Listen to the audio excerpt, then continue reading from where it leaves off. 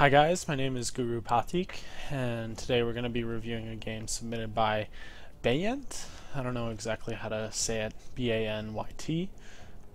His comment on the game is, I was the Lina. I thought we made quite a few great holds, but the ES and the SK didn't use their ultimates properly to catch them being the enemy when they retreated. And this replay is around 4K. So it sounds like in your post, it sounds like you guys fell behind early and were under siege from pushers, and you were able to make some nice holds with your team fight, but they broke the base on one unfortunate team fight, and that was kind of the end of it for you.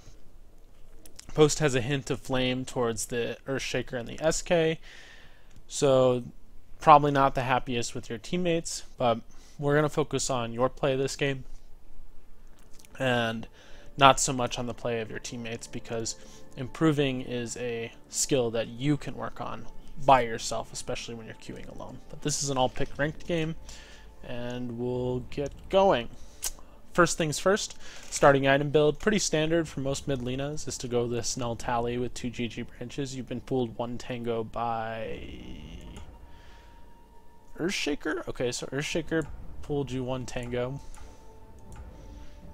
Most of the times you get pulled 2, though I could definitely see like not even needing a pulled tango, especially because if you look at the heroes in this game, the Invoker is most likely to be your mid candidate, and Invoker's not a hero that does a lot of physical damage or spell damage or really anything for quite some time. So you may not even need the regen and could just easily rush a bottle if you had 2 tangos, but I think it's definitely safer to go with the regen. More looking at their lineup, looks like Bounty Hunter is going to be roaming.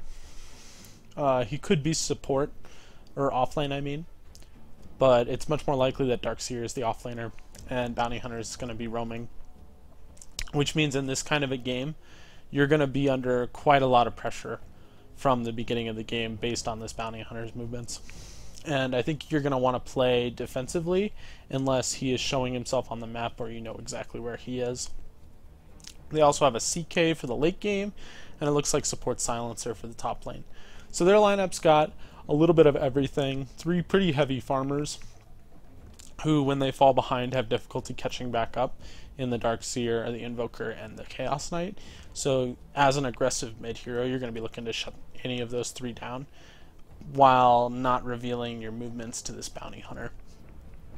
Bit of a tricky game for you. If you look at your team, it looks like you've got a Phantom Lancer as your carry. You've got Tide Hunter, who is likely going to the offlane. It could be Sand King in the offlane with like a support Tide, but it's pretty unusual. And then you've got Sand King Earthshaker, who Earthshaker is likely to help out the PL in lane, and Sand King will probably do jungle things. So overall, I think your team fight is way, way better. Like, you've got 3 huge AoE nukes and stuns. Really good initiation, blink buyers, that kind of thing. If Silencer gets off a really good ult, he could really mess up your chain of initiation, so he becomes a pretty critical hero for your team fights. But PL is probably the hardest carry in this game. Maybe CK is the hardest carry. Like, who carries harder, CK or PL? I mean, it really depends on who has much more farm.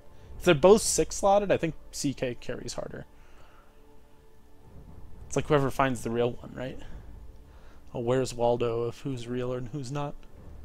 I don't know. You both got 2 pretty good late game carries, but I'd have to say that their late game is probably better, because I think Invoker scales a little bit better than Lina does, and so does Darkseer tends to scale a little bit better than Tide. But who knows? Like, honestly, both these lineups are very well rounded, and I could see either team winning in the late game, depending on how they get there. But your team can have a lot of aggression, especially backed by Earthshaker and Sand King, with you roaming around, and that hopefully is kind of how you're looking to win the game, which is you do really well in your lane versus Invoker, who doesn't have a ton of lane domination spells, and that allows you to get an early Yules, an early bottle, early phase boots, early items, maybe drums. Depends on how the game's going. And you're able to use that in addition to Earthshaker and Sand King setup stuns to pick off their carry to put them behind and give your PL space to farm. So that seems like a good game plan, and we'll get this game going.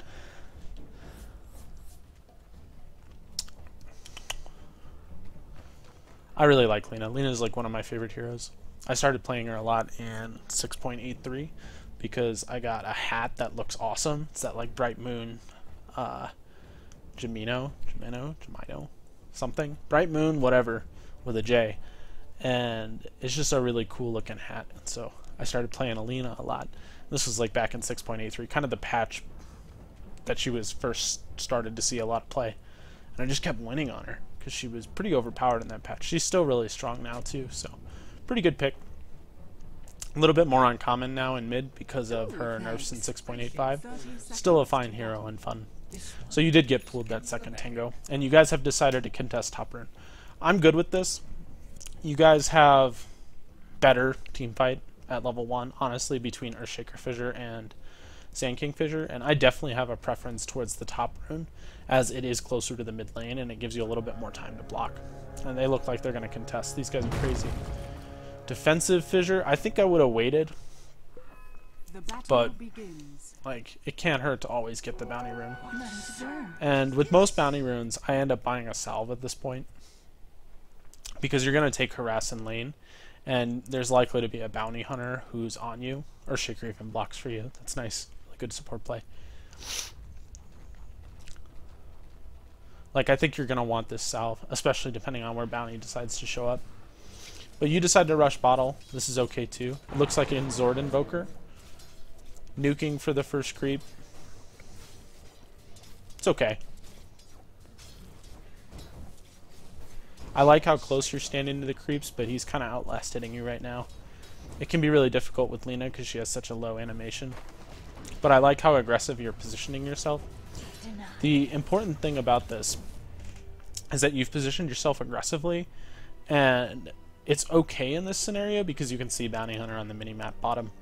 Like, if you couldn't see Bounty Hunter, then I would be much more concerned. But the fact that Bounty Hunter has started in this lane means he's probably going to spend the first 2 to 3 minutes there, and I would be expecting a rotation on me at 3 minutes or 2.5 minutes. Most Bounty Hunters who start in the off lane tend to roam right before your career gets upgraded, right around the 230 mark.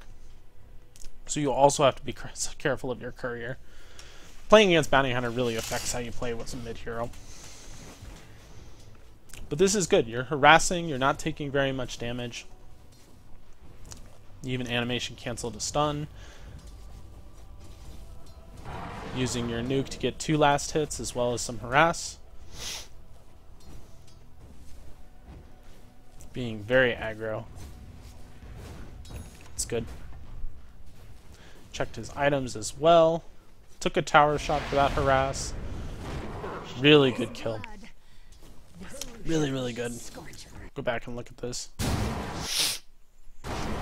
So all of this play is just very good play. You're missing some last hits for it, but honestly, it's worth the harass. Invoker is not a hero that has a ton of regen early. And here, you catch him out of position as he's trying to move forward. He expects you to back and you don't, and you hit him with a nice LSA. Misplay by him for sure, but definitely good play by you. Here, I'd like to see you pushing in the wave as much as possible, just because Invoker's likely to TP back and you want these creeps to start getting denied. You can also eat a tango from his tree. And here you send out your bottle because of the first blood. So you're off to a really, really nice start. You even get your bottle and you drop your null tally for that extra regen, which is really good. You could even walk to get the 2-minute rune. So this lane has set up to be very, very strong for you. And it's mostly on the back of really good play by you. In terms of your skill build, I like that you picked Fiery Soul up. It's pretty common for Lina's at level 3 to pick up Fiery Soul. I didn't see whether you did it at level 3 or not, but I like it. And basically that early kill allows you to really spam your bottle. These tangos don't really mean much to you anymore. Again, efficiency with bottle, with null tally. Good last hitting. Earthshaker shows up to drop a sentry. I mean, I think he could have just fissured and you kill him there. Yeah, it looks like you're pinging to ask him to fissure. It's okay. Why haven't you sent your boots out yet? Did you buy something different? Oh, you're waiting for a magic stick. That's okay. Nice, using your nuke for multiple reasons. Now you get hyper aggro. Like, Bounty Hunter's still showing in the bottom, so I'm okay with you moving your courier out. But if Bounty Hunter wasn't showing, I would definitely be sitting that at the tier 2 and I would walk back for your items.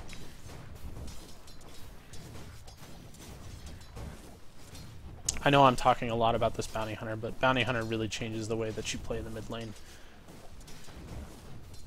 Sort of like Spirit Breaker does. Good, you get a nuke, get a nice stun. You might have been able to kill him there, but you would have taken a lot of harass. I agree with backing. Good canceling of the salve. But this is how you want to play, Lina. And honestly, like, your laning stage, I've seen a lot of good things. Yeah, you could have missed a couple of, you could have gotten a couple last hits that you missed. But this is very good. I also think you could have just killed Invoker there. Like, I know you want to get the rune.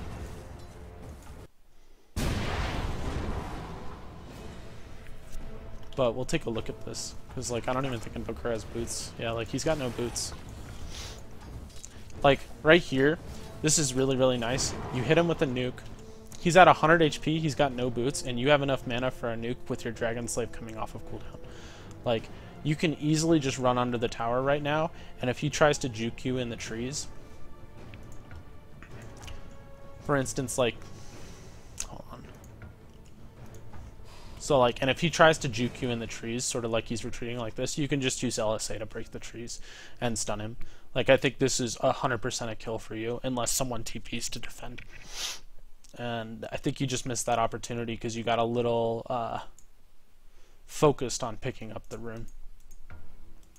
But still, like, you're playing this lane really well. And, like, he's definitely got to play defensive now. Like, you just picked up the rune. You can even walk around at this point. Like, yeah. I'd like to see you just walk around. Like, you might have had enough time to get around and get behind him and nuke him and ult him. Oh, this is crafty. But, like, there's no way he's going to walk up here half health with you at 6. But you might have been able to get the Sitch on him, or get the...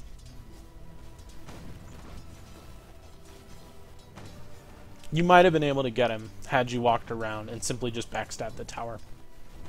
It's a little bit more aggressive, but I think you can afford to be aggressive considering how far ahead in lane you are. Especially because Bounty Hunter is still showing bottom.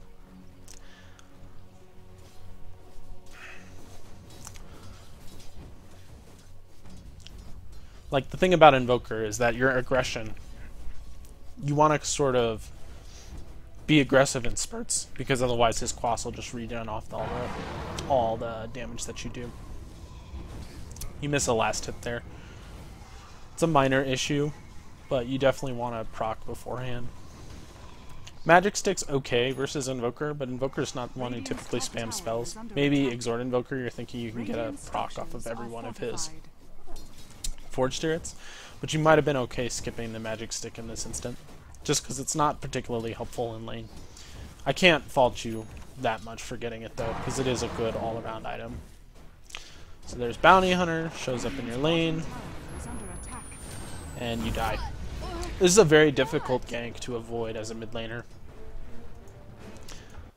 But, like I said, it's sort of about anticipating what bounty movements are going to look like. And when the wave and bottom is kind of shoved in, right, there's no one contesting in there, it's likely that Bounty Hunter is going to come. Granted, you don't want to play around this all the time. It's just a good gank by them. You were caught a little bit too far forward in the river. And it's hard to fault your play, especially because of how difficult it is to avoid that gank. But watch this again. See if there's anything in particular that would lead you to believe that it was coming.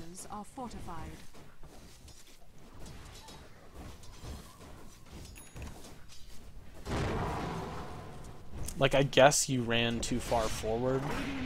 Like, if you had hung back a little bit further, you would have been okay. Like, you get kind of caught up here with 2 creeps alive, and that allows Bounty to walk down and hit you before you can see him. Maybe being a little bit more defensive in your positioning was better. Especially because you've solo killed the Invoker. It's likely that Bounty Hunter's going to want to roam on you, especially as a, you know, 500-600 HP hero. But like I said, difficult to fault you. That's just a difficult gank to avoid. But your CS looks good. 6 minutes in, you know, you're doing really well versus this Invoker. You fed back a lot of experience with that kill. Earthshaker fissures. Coordination's not that good. Yeah, that was just a lack of coordination. I think that's just a dead. That's just a dead Invoker. We'll watch it again. You also kind of messed up here because you walk to the right of the fissure. Like here as Earthshaker's coming up. Right? Like, you don't want to stand near an Earthshaker because it kind of messes up your pathing. Like, I would have been walking out to the left here, allowing myself to walk over and across. But what ends up happening is you end up spending a half a second doing like a stutter step behind the Earthshaker because pathing is just really confusing. And then you get stuck on the right side of this fissure, which doesn't fissure block you off. But your movements were not ideal for that. Earthshaker kind of went a little bit early, but I think had you just, like... Had you seen him coming, you could have moved up to the left and been in a better position for that fissure. It's a level 2 fissure, so it doesn't stun for that long. But Invoker's silly. Why didn't you Laguna there? Did you get stunned?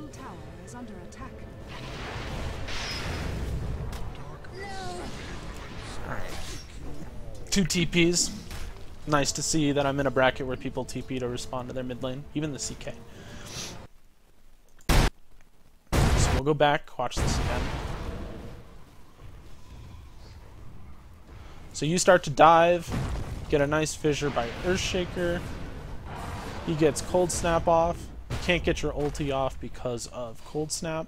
I'd like to see you bottling here. I guess you got a Forge Spirit on you. You missed the stun because of a nice juke. It's an okay dive. You force 2 TPs, you get a kill. Trying to think, could it have been cleaner? Like, the biggest issue was that he was able to get Cold Snap off.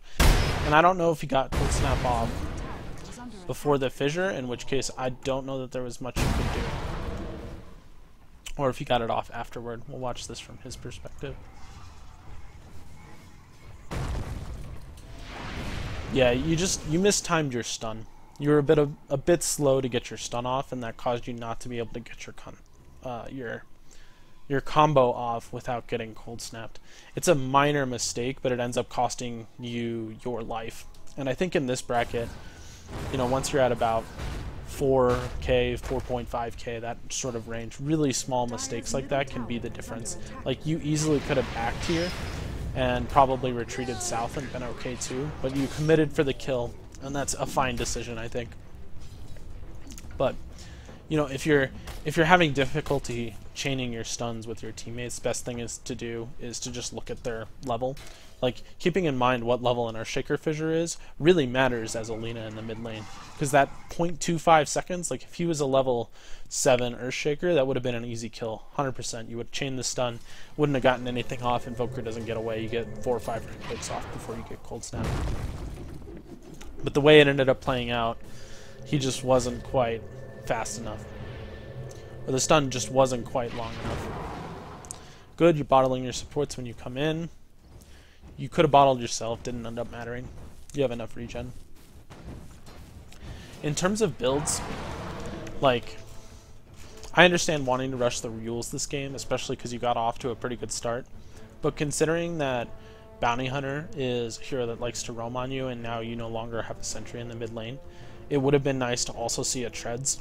Gives you that little bit of HP, might have been the difference between you surviving a gank or not surviving. But Yule's is good too. Pushing out the wave for the rune. Earthshaker comes, so does Tide, honestly. To support the rune, Earthshaker's stacking Ancients. You bottle him, and Earthshaker took the rune. So that's kind of a bummer. It happens every once in a while. But definitely a bummer. And so now you're kind of sitting on an empty bottle. He was probably thinking you had a full bottle, and so you didn't need the rune.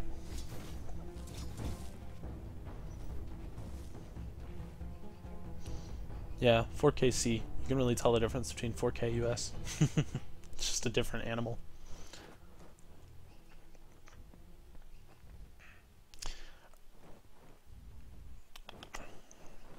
Is Sand there? No, Sand not there. I was like, why? If I ever pause the game during Sand King's Sandstorm, the Sandstorm just stays there. So he's an interesting hero to do replays with. Alright, so you pick up 2 TPs, you stack the big camp, which is fine. You easily could have just killed that right now and given a little bit of space to your Earthshaker. I understand it's more efficient mana-wise to clear it as a 3-stack, but in terms of maximizing experience for your team, it might have been better there to just give the experience to Earthshaker. Earthshaker didn't fissure. He's probably out of range. You again get really aggressive on this Invoker. Really nice how you didn't pull Tagro aggro by not attacking. And you back before going around the tree. You might have been vulnerable dying around that tree if he'd cold snapped and forge spirited you,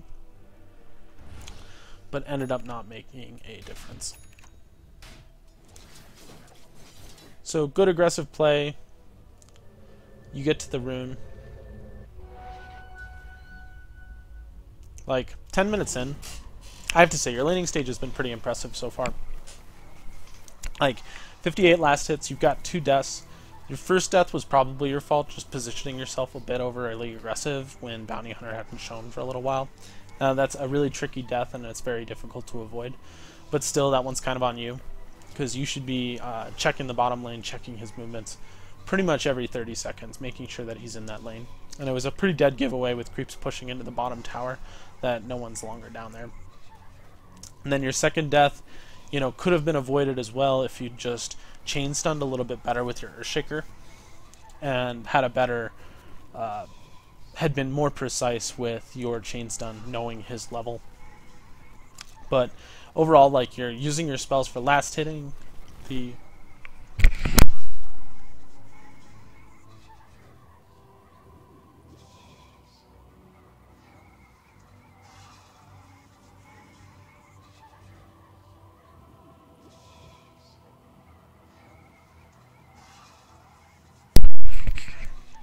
sorry about that. But overall, things are going pretty well for you. I think, you know, like, the fact that you have so much CS, especially with using your nukes and getting that early kill, the early first blood, really snowballed you in this lane, and I think you're taking pretty good advantage of it. You're going to have a nice Yule's timing, and that's going to allow you to make some plays, especially in that 12 to 15 minute mark. Haste. So now, like, you see Bounty Hunter picks up the haste. You miss one creep there. It's kind of difficult to get that one. You also miss the range creep. Pretty difficult to get that one as well.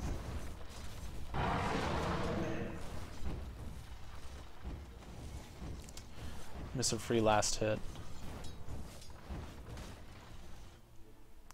There's some interesting builds with Lina where you just max Fiery Soul. Middle tower is under attack.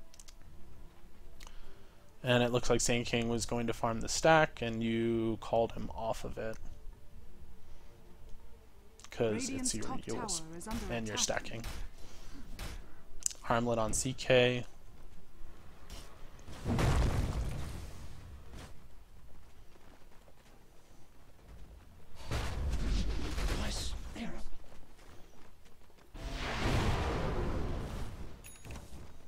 and you're just farming the stack.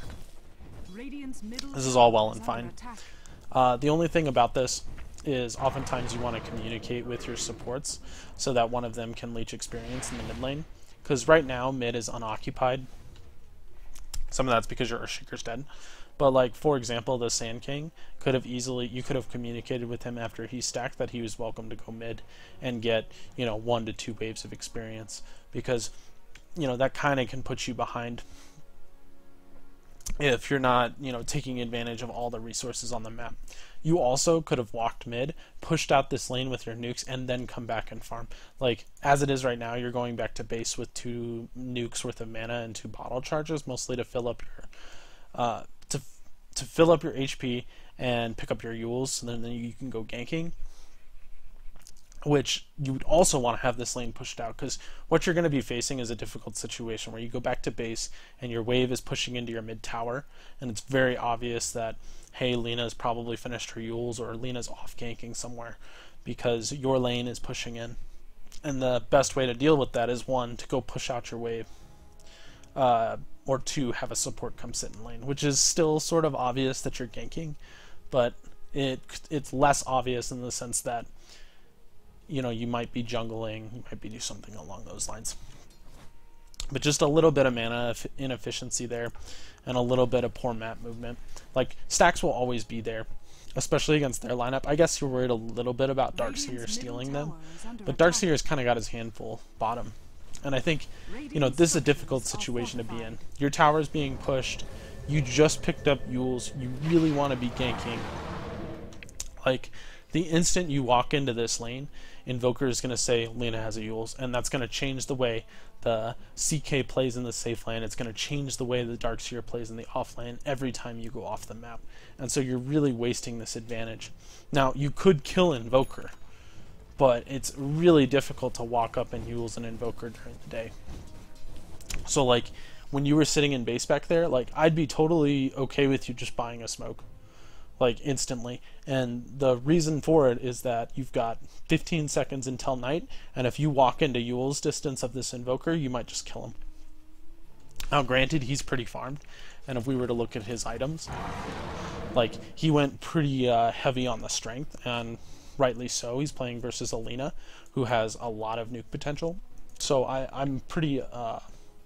I'm a fan of his build this game. His goal is to survive your combo and then regen it off with Quas. So, like, ideally he's not your target. And I think your play in the first, before you went back to base to pick up your Yules, could have drastically changed this lane to the point where you do have an opening to go pick off CK with that Yules pickup. Overall, let's take a look at the state of the game. So at 12 minutes, like, you have really good CS, and the lane's gone pretty well for you. And so, but you've got those two deaths where, minor mistakes, but they cost you in higher MMR brackets, especially against good players. And elsewhere on the map, Sand King's gotten 2 kills, Earthshaker 1 death, 3 assists. So pretty even game elsewhere, but you've really got to be concerned about this CK. And I know you looked over at his item set and saw that armlet at minute 9, minute 10, that kind of range. Like, he's definitely a hero that when he gets out of control and gets a lot of farm is a big, big problem. And I think as a main ganker on your team, you got to be rallying the troops right now and say, like, hey, we need to take out this CK, or at least knock him down a peg so that our PL can catch up. And PL, he's had 2 deaths as well, and is kind of struggling in the safe lane, and I don't know what his farm is, but you not only want to update yourself on the farm of your enemies, 1, to keep in mind, like, how you can beat them, if you can kill them, what are they doing, but also on the farm of your allies. And so I'd really like to see you click over at your PL and say, oh my gosh, he's got Brown Boots, Aquila. Like, it would really help if I could kill the Darkseer in his lane, maybe let him get the last hit, let him get the kill, or counter gank for that lane. And I think that, like, should be your mentality moving forward, is either to try to knock CK down a peg or to knock PL up a peg. And that's kind of the goal for you in the next 5 to 10 minutes. So we'll go back to your perspective. Here you push out the wave, you get the rune, like, your movement here is really obvious to the CK, and the odds of it working is pretty low, honestly, because Invoker saw you walk for the top rune, but CK doesn't care. CK gets ganked. You get a nice kill on CK. Like, really, really nice in terms of getting the kill, but your movement was pretty obvious. You could have TP'd top, I guess, but I guess you TP'd mid to defend. And like right now, because of your movement, and because of like, you can, if you had communicated with your support, you might not have lost the mid tower for killing CK.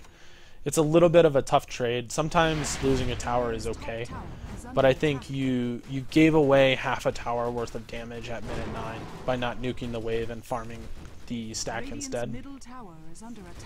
And that cost you this tower on this rotation. Whereas if you had just pushed out that wave first, tower would be at half HP now, and maybe you TP back and defend that tower, keep that tier 1 up. Now, it's a fairly even trade in terms of towers, and I guess you get ahead in terms of killing the CK, because you got 1 kill in a tower and they only got 1 tower. The problem is that their tower, like the tower you lost, is far more significant in terms of map control than the tower that they lost. Like, center of the map, big entry points to your jungle, big defensive point for TPing to Roshan. I guess this tower is okay in that, like, these two jungle camps become a little bit scarier, and there's also 1 extra entrance into their jungle. So it's okay in terms of that sense, but, you know, you want to try to hold your mid towers instead of your top 1. Some good stacking of these neutrals, you're really using your time effectively. But here, with them pushing all the bottom towers, you guys missed an opportunity to glyph, it looked like. Did you? No, it looks like you guys glyphed. It was refreshed already.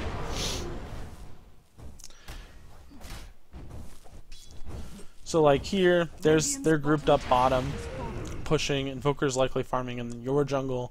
I'd like to see you be a little bit more aggressive on this tower, especially because it's likely that they just continue pushing bottom. And, you know, this tower could have gotten to half health, and sometimes trading half damage on a tier 2 is okay for trading a tier 1.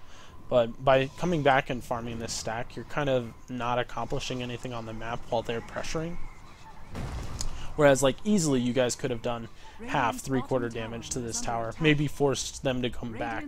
Instead, you're kind of giving up this tier 2 for 3. Now, this is a lot of strategical decision making, but I feel like it's really important because as a Lina, like, you want to keep your towers up as much as possible. You're one of the most potent counter gankers in the game. You can show up, you know, instantly you have, you know, 700 damage, 800 damage worth of nukes, stuns, those kinds of things. I think it's to your benefit to keep towers on the board, especially because, like, you have incredible team fight in terms of Ravage and in terms of Blink Epicenter. Like, if you get one team fight win with a Blink Epicenter or a Ravage or any sort of combo into your spells, like, they are done pushing. There will be no more pushing for the rest of the game.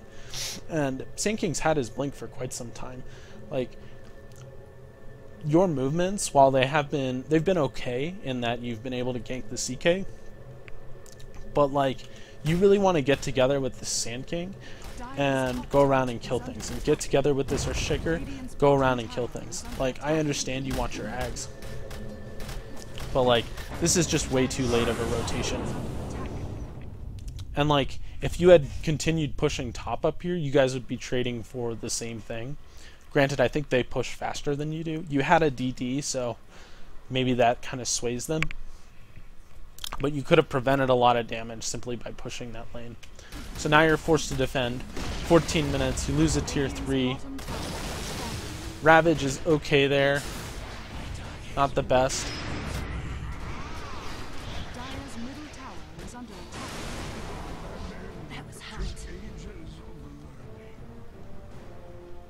And they run out.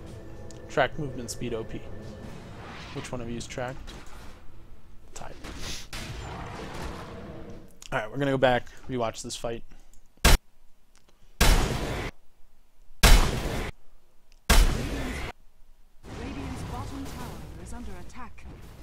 So you're starting to split push mid when you could have just been split pushing top the whole time. Your team signals for a fight, Earthshaker fissures, UTPN, TP placement is fine. Global silence kind of ruins your initiation, and so because of that, your tower dies, and they signal to retreat. The Tide gets off an okay Ravage. I mean, he doesn't have Blink, so it's kind of hard for him to walk in and get a good Ravage. Like, I would have liked to have seen, literally, like, you could have just walked in and used someone, even during the global. And, like, that would have been okay. Invoker kind of walks into your stun. You get stunned by CK, and so you're forced to Yules. Get the kill on Invoker, and they just run out. Like, so like right here, this is where it comes in handy knowing the duration of global. If you ever forget, you can just click on a hero during the game and look at their spell. But 4 seconds, right? And the duration on Yules is 2 seconds, 2.5. So like 1.5 seconds, I think you just Yules this CK. Right? Like if you Yules this CK, what you're going to do is you're going to force their team to run up your hill. And what you're waiting for is you're essentially saying, like, when the silence comes off of me, like, the Yules will be ready to land. And so you kind of have to wait maybe 3 seconds into the silence before you Yules the target up front. But I think there's definitely a 2-second window here. Did I just crash?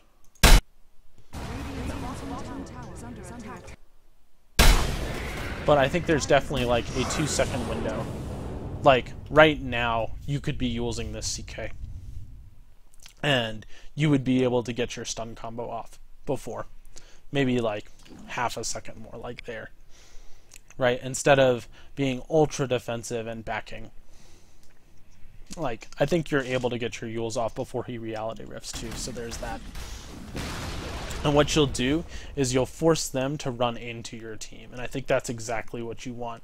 Because you've got the Tide Ravage, you've got the Epicenter, you've got the PL. Like, trust your teammates to counter-initiate. They're all positioned properly. Like, sometimes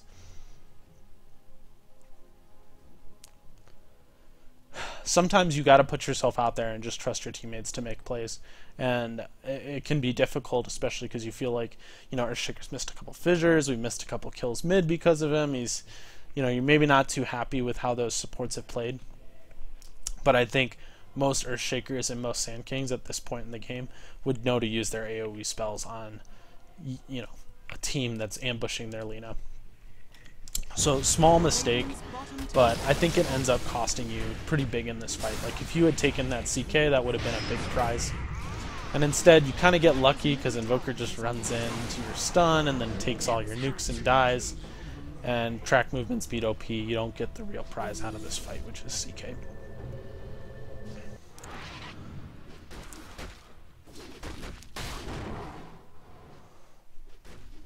Like, anyone could have initiated there. Like, it could have been the Sand King, it could have been the Earthshaker, it could have been you.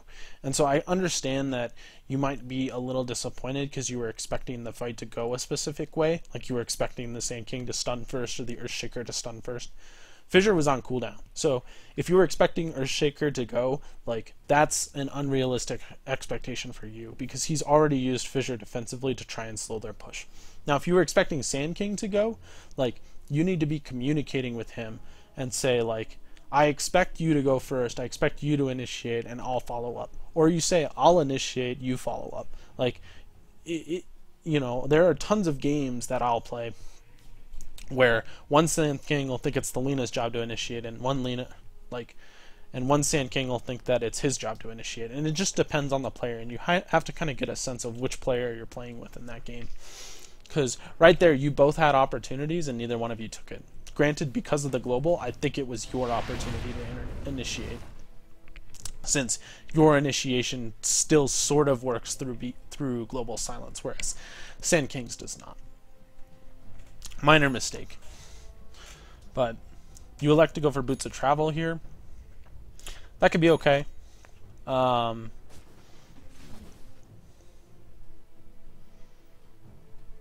It's a bit more farmy.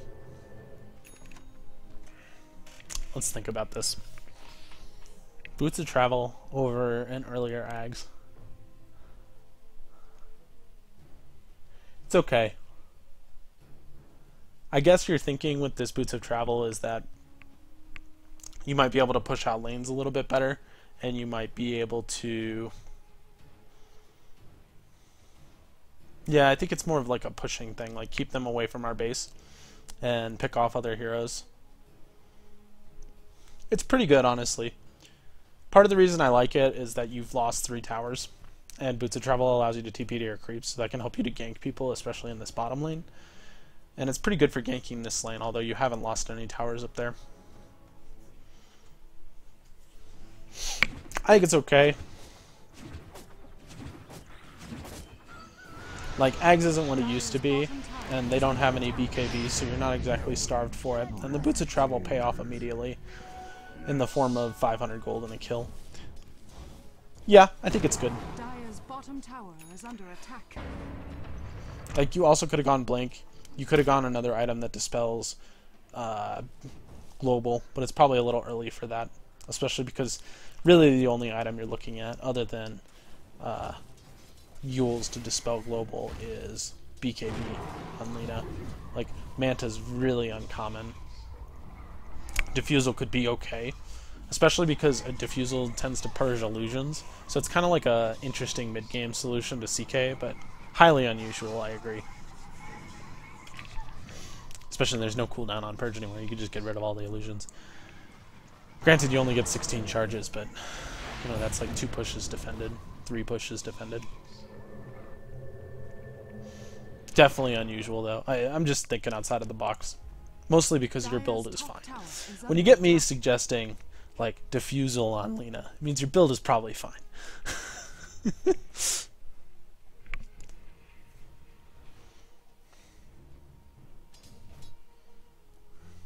You go UTP back to base. Heal back up to full. Silencer is farming. Now, I don't think you're going to be able to walk up to him and Yules him. There's just no way. Not during the daytime. Like, I'd like to see you being more active about using smokes. Like, especially because I don't think any have been used in this game. Yeah, your team still has 3 smokes. Like, during the daytime, especially with the Yules nerf, like back in the old 6.84 patch, I think you could get away with just walking up to someone and Yulesing them. But I think given now that the Yules range has been nerfed so significantly, you really need a smoke to gank people during the day. Team gets a nice kill here. Good Earthshaker. Really good Ravage. Nice follow-up stun. You get cold snapped. Alright, you end up dying.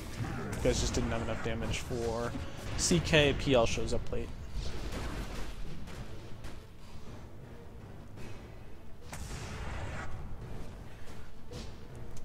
Alright, so let's take a look at this fight.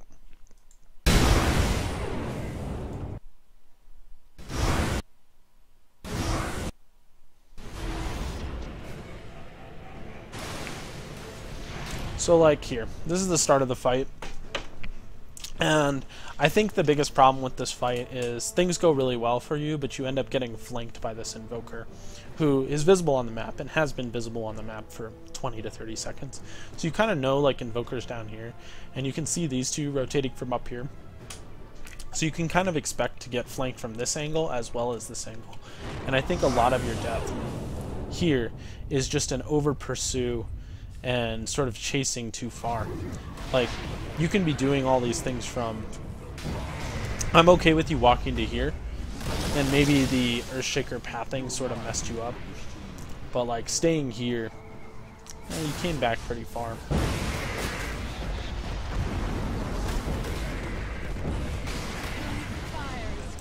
Like... pretty tough to say. I'm okay with you walking up onto this hill and then you end up getting flanked. Biggest problem is you died in a fight and didn't get your ulti out. Like, that's a real big no-no as a Lina.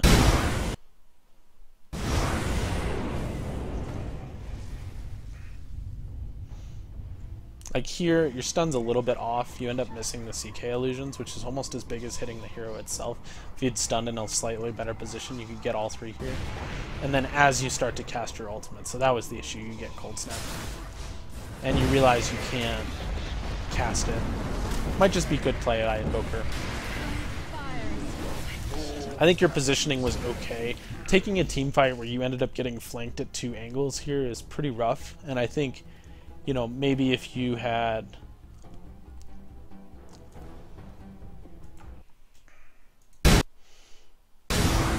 These are really high-level fights, and so, like, mistakes are very, very minor.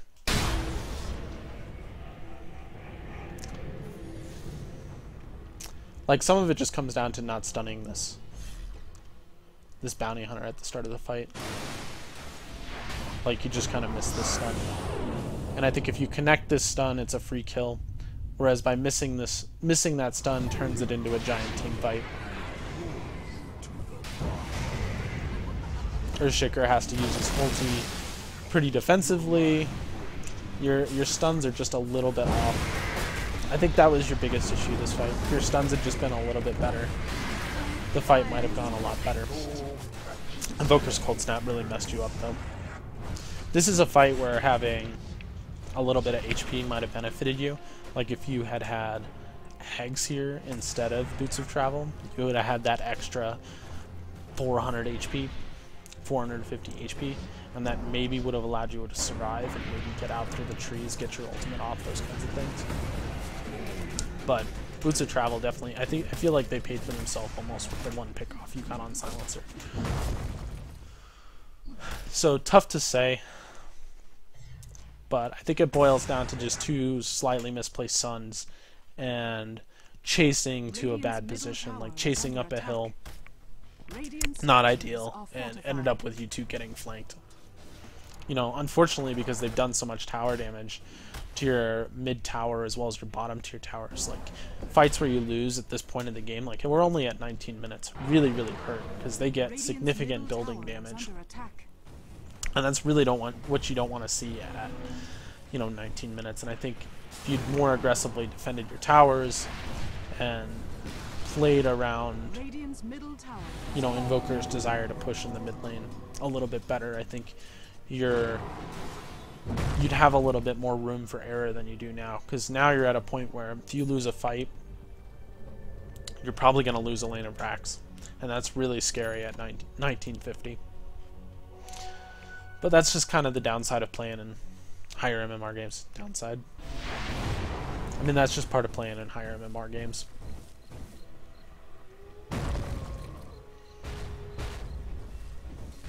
So more farming of mid. Like, you've had to take a very defensive posture in a game as Lina. And that's not really the playstyle that Lina excels in. You really want to take that offensive playstyle. And I think, you know, it just comes down to planning your movements a little bit better.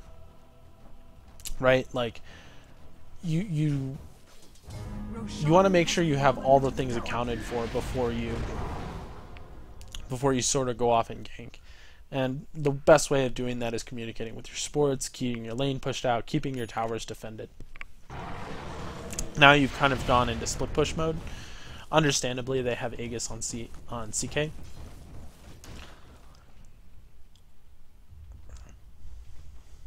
And, like, pretty difficult for you guys to contest the Aegis, honestly, with Epicenter on cooldown. I guess all your spells just came off of cooldown. You may have been able to contest, it might have been close. Silencer ulti is pretty scary.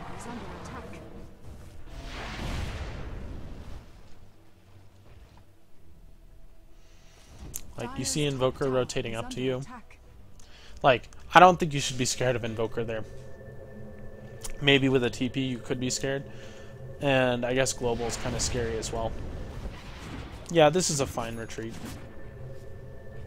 It's a pretty nifty retreat, honestly. Cutting the trees down. It's good play.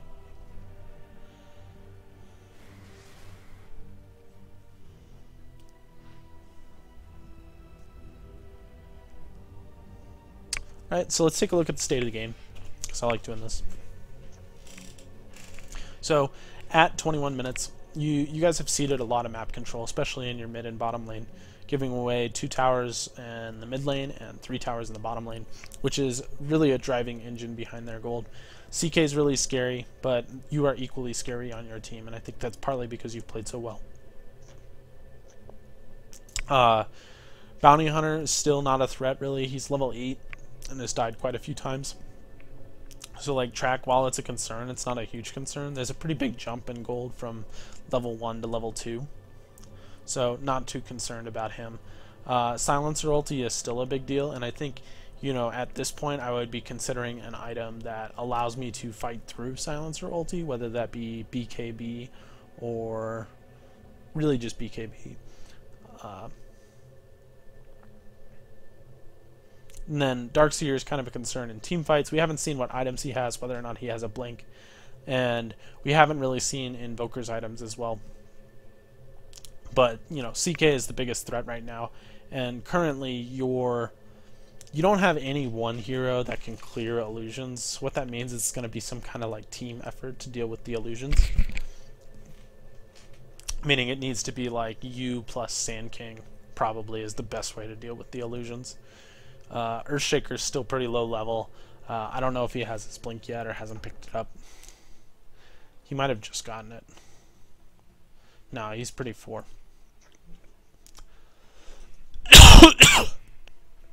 He's probably just been buying all the wards this game. And at 20 minutes, like, that would be a pretty good timing for an Earthshaker.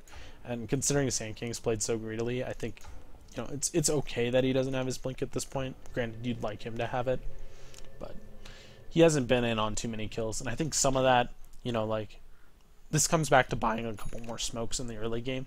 Like, just have Earthshaker come along for your kills. Even if you don't need his help, he might save your butt in one of your ganks. Like, let's say you get ambushed.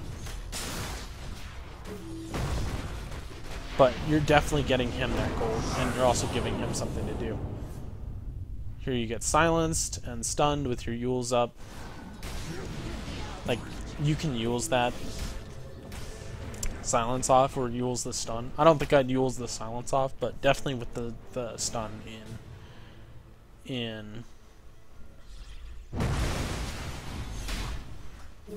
definitely with the stun being cast. The other thing that has to do with this fight is it looks like you're going to lose bottom barracks after. So, like, there's a little bit of inefficiency as well. When you're playing against a silencer, you kind of change the way you cast your spells. I understand that most Linas, when I play Lina most of the time, I do this too. I cast Light Strike Array, then I cast Dragon Slave, then I cast Laguna Blade. It's just like when you play against a Rubik. You've got to change the way you cast your spells because of what you're playing against. And, you know, in this instance, like, stun, ult, like, you just get your nukes out as fast as you can, because you know global is up, and you know global is coming, especially with the fact that you've engaged. Like, I know it said that you were silenced there, but this is officially the time where you got silenced. And you had time to get out the Laguna Blade, which would have killed this CK. Like, CK is sitting at 650 health. Granted, it's a little bit lower because you hit him with a Dragon Slave, so I guess we'll go and look at his health before the Dragon Slave hits, and it should be pretty close to enough to kill him, or at least enough to make him play defensively. Like, 1000 HP, currently your nuke does 650, so he'll be down to like 350. And he's got PL illusions beating on him. Like, if you get this nuke out right now, it's a completely different fight. Because CK can't turn and kill you. You can just retreat during the global. It's far better, and it's as small a mistake as not getting your nukes out fast enough, or changing the way that you order your nukes in a team fight. Because I think Sand King got a nice initiation. PL followed up on it. You followed up on it, and worked out pretty well. And then with the global, like, small thing, PL could have diffused it off your silence or diffused it off your stun. But that's like a pretty high level thing, and you're not expecting that of your teammate.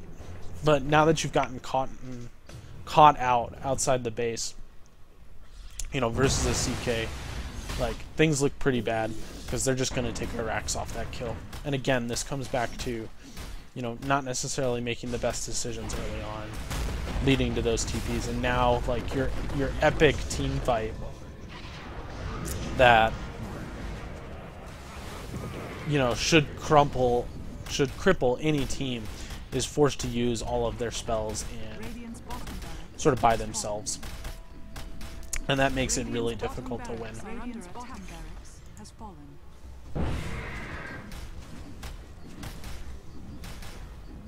Radiant's middle tower is under attack.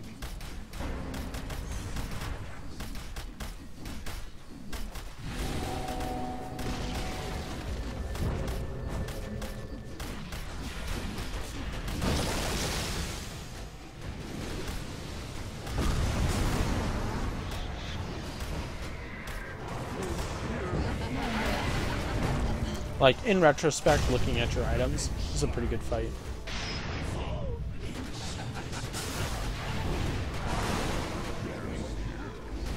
Alright, so you kind of recover with this team fight. Let's take a look.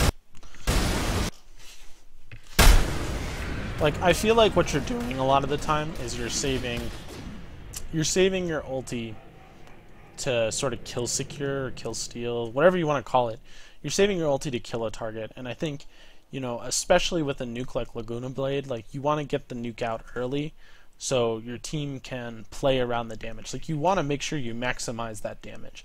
And like, while it can be okay to nuke like a 300 HP hero getting away just barely, you almost want to nuke a hero that's like 50 HP above the kill threshold and then throw a couple of auto attacks after it, because it's just a more efficient use of your spell damage. So start of the fight, you run in, you get last worded. Really nice Yules, saves your life right there. It's kind of a misplay by Invoker. Honestly, you could have died there if he'd hit his blast better.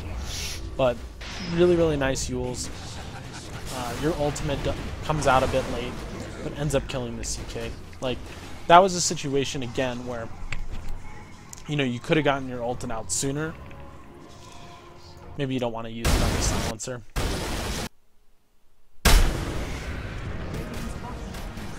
So many effects. Replays are so buggy. Oh, you even got Orchided too, so you couldn't even do anything.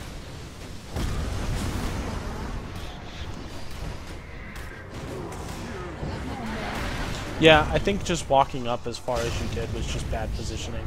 You honestly should have died there. And like, the reason you won this fight is basically because Invoker missed his deafening blast timing on you, and you were able to Yules out of it, and it's like a split-second miss, but ends up working out in your favor. You guys are sort of recovering this game in that you got 4 kills and might be able to pull yourselves back in. Like, when thinking about your item set at this point, right, like, Boots of Travel is definitely a late game investment, and I think at this point you'd much prefer to have any sort of fighting item, especially considering you lost bottom racks. And like, now you know that there's an Orchid on Silencer, which is also a huge problem for you because you're likely to be one of the primary targets for it. I mean, it's like you or Earthshaker probably. Sand King's not going to get Orchided likely if he plays well, because he can just blink and stun, or epicenter into blink stun kind of things. Like, he's going to get his spell outs before he gets Orchided, whereas you may not.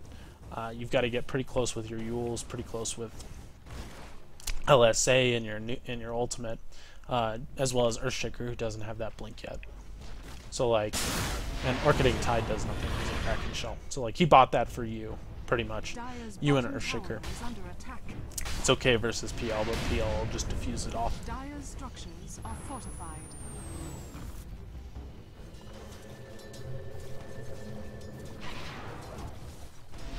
Like, here they come to defend bottom. You guys have your nukes on cooldown, or your ults on cooldown.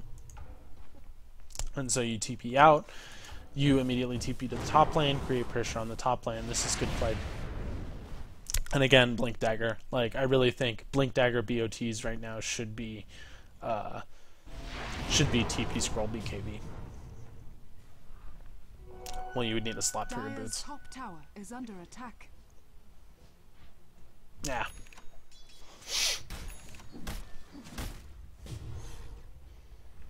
Dire's top tower is under attack. So here you don't have enough mana, you retreat back to your base.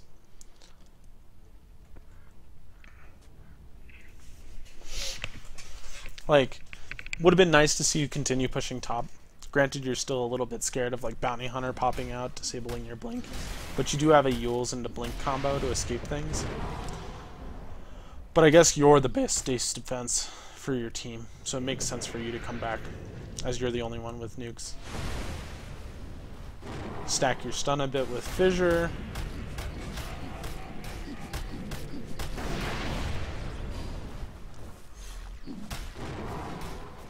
But you're able to nuke away the CK illusions. Dire's top tower has fallen. Here's global, you're not able to do anything.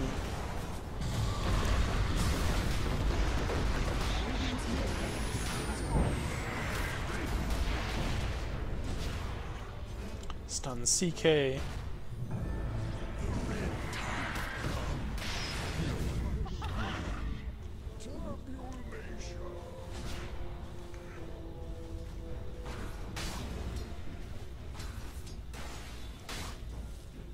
Yeah, no reason to chase further. You don't have any mana. Alright, we'll take a look at this fight again.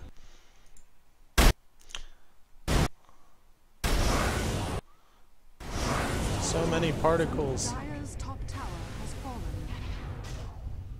Let's use this feature. Okay. So you're trying to nuke down these CK illusions, which is good. I like that. I think that's definitely something you want to be focusing on. Earthshaker gets a really good fissure, blocks out the wave. It might just be too little too late at this point. Dire's top tower is under attack. Global comes. Dire's top tower has fallen. Courier dies. Nice blink to kill the silencer. But again, like, you're not getting your ultimate off early in the fights. And I think that's a big, big downside. You're saving it to kill this Invoker in the backlines. Like, if you had gotten your ulti out earlier, especially on that CK, you might have saved your teammates quite a lot of dying. We'll try again. We'll look for an opportunity where you could have gotten it out. So like here, no one's in range, so it's not really reasonable. Dire's top tower is under attack. You get silenced here, choose to go on the silencer who's out of position. So like here, I would like to see you, instead of focusing this hero who has used his major cooldown, like, you really don't care about this guy anymore. Yeah, he hits decently hard, but this hero should die to AoE damage or some follow-up from your teammates. Like, I would rather see you focusing the heroes that have their spells off cooldown. Like, right now, if you could ult this Darkseer, especially before he gets his wall vacuum combo out, like, that could change the fight. But instead you blink to focus the wrong target in the fight, and that target is the one that has already used their spells are on cooldown, and again, your ulti comes out too late for your team to play around that extra damage. So, minor mistakes, but you know, these are decisions you make on the fly, especially in these really heated team fights, and so it's pretty easy to make mistakes, honestly. But you know, they end up deciding games. Like there, you probably wouldn't have saved your racks because of the Necrobook dealing damage to your towers and that kind of thing. But you can continue to learn from the team fights, regardless of the fact that you probably were going to lose the racks no matter what. I'm pretty sure PL could use his Diffusal too to just get rid of the illusions. Yeah, he still has 6 charges. Like, you know, not everyone thinks about all the different applications of their items. And so, you know, sometimes it's helpful to have another opinion.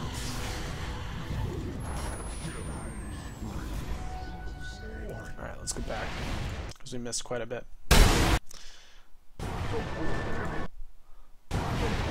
So here you're farming out bottom.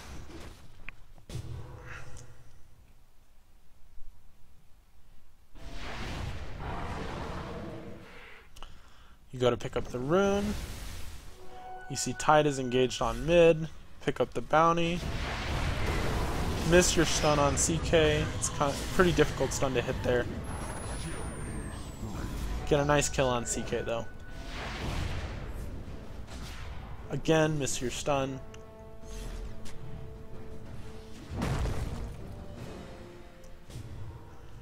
Like, LSA is not an easy spell to hit, but you're missing a lot of stuns without setup. And I think a lot of these, like you probably could have killed that bounty hunter if you'd hit that stun. Like, minor mistakes. But they are mistakes nonetheless. God, we're gonna have Sand King, Sandstorms everywhere. PL gets a nice pick off bottom. Hopefully. Nope. Looks like they all rotated. Like, that's a situation where with Boots of Travel you could be looking to engage, but you know, your spells you're pretty low mana, so maybe it's not the best situation there. Here you walk around to the top secret shop to pick up your soul booster, and then walk back to base to heal up your mana. You know, like, this is an example of just wasted movement.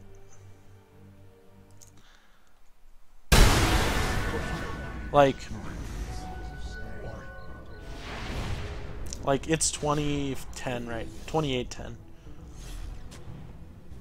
You know, and you're gonna spend the next minute, I would say, just roaming around.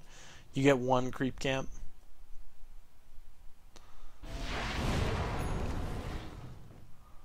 Like, use the courier to get items. Like, there's no reason for you to walk out and get it. Right? Like, you could be pushing mid, you could be pushing top, you could be farming their jungle, farming your jungle. But, like, 3 heroes showing bottom. You know, and then retreating back to base to heal. Like, when I watch my games, because this game reminds me a lot of my games, this is the biggest thing I focus on, is because I often will just have minutes of dead time in my movements. And a lot of it's because I'm unsure about what to do, or I'm not sure quite how to progress, and I'm not thinking through or seeing the optimal solution quite yet. But what ends up happening is you end up having just minutes of dead time that could have been farm, that could have been map control, that could have been pressure, maybe you're, you know, looking for another kill, that kind of thing. And I think this, like, falls into that category of just dead time.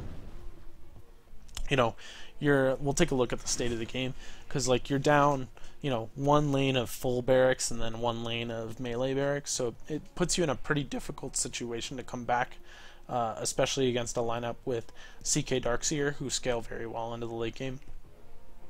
Bounty Hunter hasn't done much again. Like, this game, like, he's gotten some tracks off, but, you know, not super significant. Like, I would say that their net worth advantage is mostly off of the towers that they've taken and the Raxes. Silencer is a big threat still, mostly because of his ultimate. Like, I'd really like to see this be a BKB. It would give you so much potential, or so much more potential in team fights, and also makes you immune to all of CK's initiations on you. Like, you are a very high priority target to kill. And CK can't reality rift you, he can't stun you. Invoker can't do pretty much anything to BKBs, although Alacrity and Forge Spirits tend to hit pretty hard. Like, Darkseer does nothing to BKB, Silencer does very little to BKB, Bounty Hunter also does very little to BKB. Like, I think that's the item for you. And then what that allows is for there to be some fighting during global, because a lot of the times Silencer's placed in nice global where it's kind of, he's making you make a choice, which is you go in when you can't use any of your spells, which is crazy, so no one would choose that option, or we take your mid barracks. Like, that kind of was one of the choices. The other choice was, you know, you go in with some of your spells on cooldown at the bottom barracks, or we take your tower. And, you know, pretty good globals by them. But, you know, having a BKB, you could just say no to that choice and have your cake and eat it too, kind of thing. But, you know, here, more dead time. Like, I can understand you not wanting to go into their jungle. But you know, you haven't accomplished much in the last 2 minutes. Now that you're back in base, you're finally pushing out a lane, and that's good. Like, somebody's got to defend these lanes, and you're probably the best candidate to do so. Like, your problem in these fights, and I think Octarine, you know, I don't know if you end up finishing the Octarine, but Octarine's not an item that fixes your problem in fights. Your problem in fights is that you often can't get your spells out quick enough before they've done building structure kind of damage. And like, yeah, I just think BKB would have fixed that. It's definitely the more defensive build, and it's not that great from farming, but you already have all your farming tools in terms of Yules and Ags. Like, that's plenty of mana pool to go around the map, farm, kill pretty much every creep. And like, now you're kind of just waiting around for them to take your base. Like, if you had spent... Now, I don't know what the ward situation looks like on your courier, but like at this point, what's really important now is buyback and vision. At last. And so while... Oh no. I don't want to close out of this. So like, you don't have any wards, but like, you could spend that minute warding. Like, it's really important to have vision, and like, you do have vision here, which probably will benefit you quite a lot in the next team fight. So we'll switch this to player perspective. Alright, so they tried to gank someone top, but I don't think it was you. You've been mostly in your base.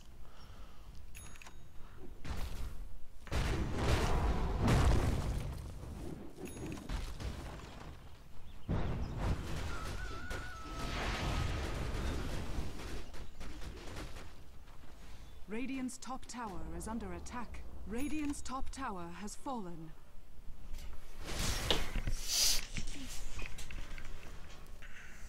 Alright, so here they're just pushing down your towers.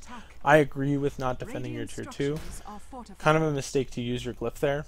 I don't know if it was you or not, but you know, there's no reason to glyph a tier 2 tower that you're not defending anyway. I think you're just adding 5 seconds to their push, and then when CK does pop his ultimate, which will be at this bottom Rex, like right now, like you have an extra... You could have had an extra 5 seconds where these illusions aren't hitting tower, and that would have been enough for you to cycle through your spells once or twice more. So like here comes the global. You can't do anything.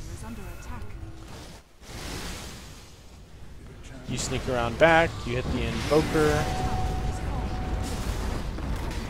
which makes sense because CK has Aegis.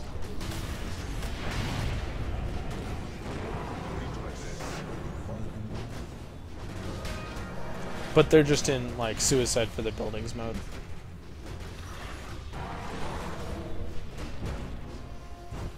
You chase the Darkseer.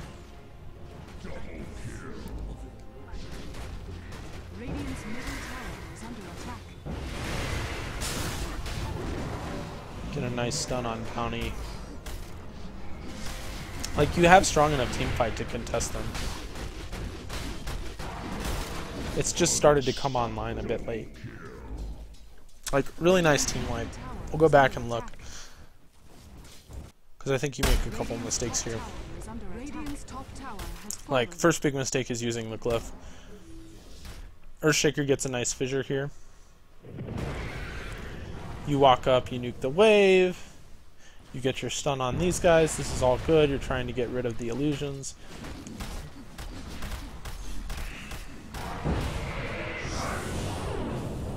Like here, you have a really nice blink, actually, out of the CK illusions. And then you kind of walk out to the outside. Focusing down Invoker here. I mean, again, you have the choice between Darkseer and Invoker. I think that's okay.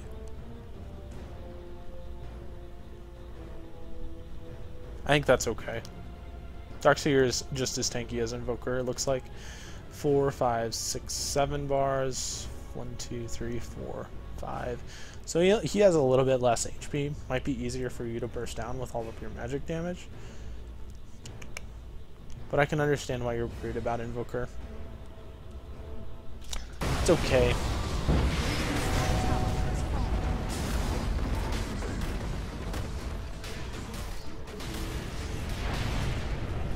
Kill off the CK Aegis. Then I think a mistake here is running out to chase this Darkseer. Try to stun CK, he BKBs. Like what you're gonna do is you're gonna end up chasing this Darkseer around. And Darkseer is pretty much dead. Like there's nothing he can do versus a Diffusal PL. And PL is likely to get that kill. Like you could have been wailing on Bounty Hunter or trying to help with CK, that kind of thing. Although CK was BKB'd. So maybe just focusing your attentions on the Bounty Hunter.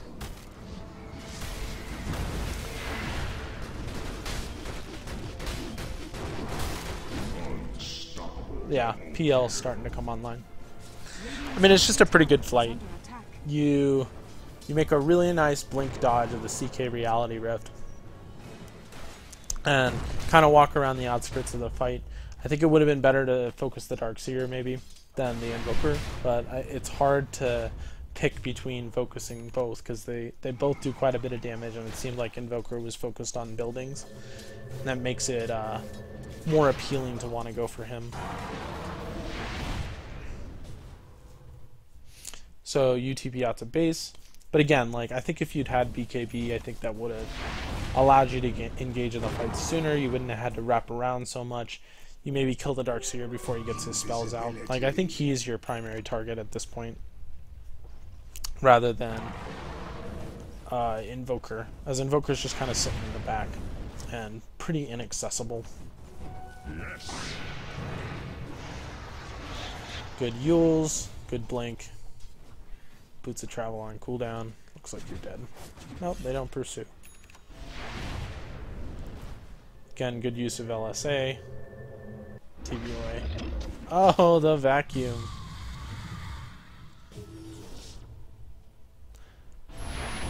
So now you're like super dead.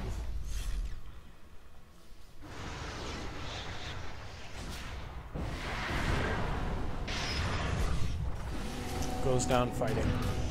Too many irons. Alright, so this is, you know, minor mistakes.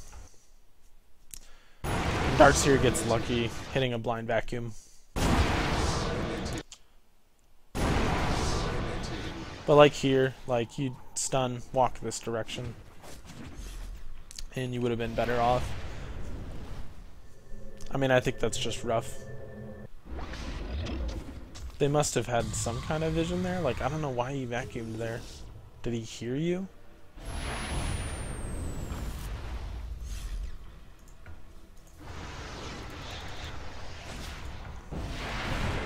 Like, that doesn't even hit the usual juke spots either. Too many irons.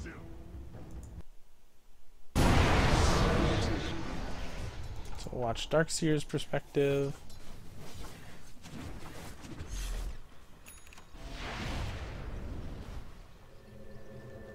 Did he see you in the Fog of War?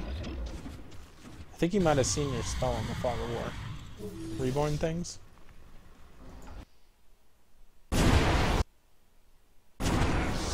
Did you auto attack him?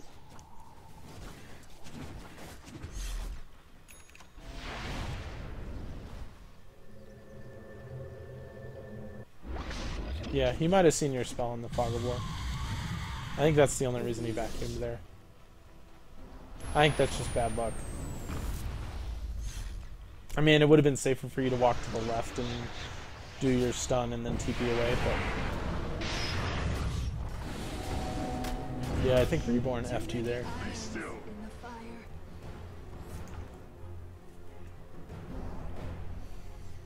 Still, rough death. You gotta kind of play around it. I know you're trying to split push for your team, and you had a really nice blink, or Yules into blink to avoid the Invoker. Invoker could have deafening blasted you there as well, like that would have actually killed you, because the Yules set up for Invoker. He can actually just blast and perfectly in such a way that you can't blink away, you can't BKB, you can't do anything. So like you were at a high risk of dying there. But he made a mistake, you got away, then Darkseer just made a nice play and caught you. I honestly have no idea why he saw you there. But you're essentially going to be able to be forced to buy back. In a desperate game, sometimes, you know, desperate measures are called for.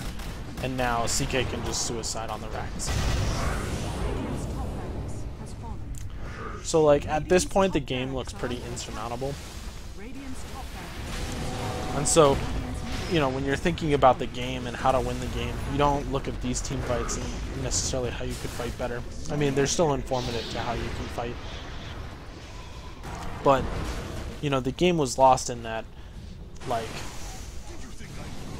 14, 15 to 16, 15 to 18 minute span, where you traded they took 3 towers, your tier 1, your tier 2, your tier 3 bottom, essentially for free, and you got a tier 1 top to compensate for it. Then they went and took Roche, and then they came back and fought at your barracks at minute 22 and won. Like that, it's very difficult to win when you're giving away objectives like that.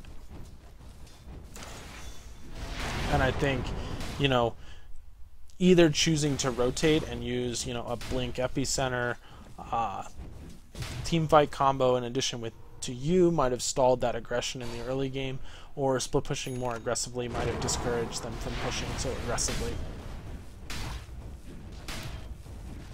Like, there's a couple of ways you could have dealt with it. But they're decisions you make as a team. Like, once the team starts grouping up because you were doing well, it becomes more difficult for you as Lina to have an impact. You know, if you didn't have those 2 deaths early on as well, that might have helped you to snowball faster. Like, you've gotten a lot of value out of Blink. So, I'm not opposed to Blink this game. I think Blink is a fine item, especially in combination with your Yules, as you've gotten a lot of good out of it. But I definitely think, like, your Bloodstone should have been BKB.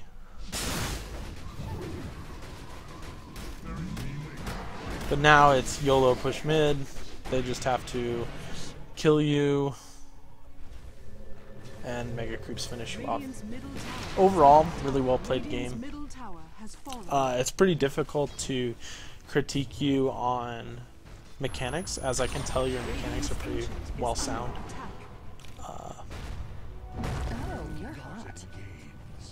But like I said, this game kind of came down to a couple of bad decisions in the mid game, and them having a lineup that kind of punished those decisions. There wasn't a lot of synergy between you, Earthshaker, and Sand King. I will agree with you there, but I don't think the blame is on them not ulting at the right time. I think it's, you know, on you not having good communication with them as to how the team fights were going to go, because I guarantee the Earthshaker with no blink was not thinking he was going to initiate, and Sand King was not planning on initiating. Like, Sand King might have been waiting for you, or waiting for Tide, or waiting for Earthshaker. There just must have been some discord into how your team was thinking about the fights. And I think, you know, as a mid player, it's often good to say, like, who's going first, who's starting. Who's starting is, like, the easiest question, and most people will respond to that. And you don't even have to say it, you can just type it. And most of the time they'll respond. But C Dota, if you hit 5k on C Dota, you're a good player.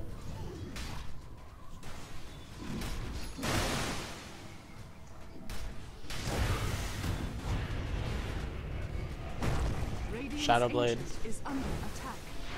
just for fun. He gets away.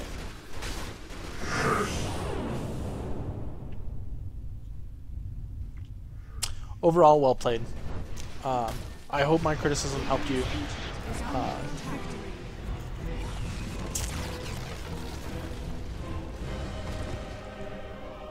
But like I said, you're at a level that's pretty close to the level I'm at, so it's more difficult for me to analyze you. But I hope having the extra set of eyes on your game was helpful as to